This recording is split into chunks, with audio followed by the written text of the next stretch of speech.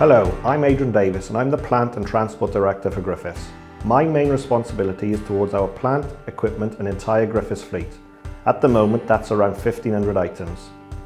With so many vehicles and equipment, there's a lot of scope to make Griffiths as green and sustainable as possible. Our aim is to reach net zero emissions by the year 2030. We're well on our way. 70% of our car fleet are now hybrid or electric. 50% of our plant run on a more environmentally friendly renewable fuel called HVO, and we're hoping that figure will be 100% by the end of the year.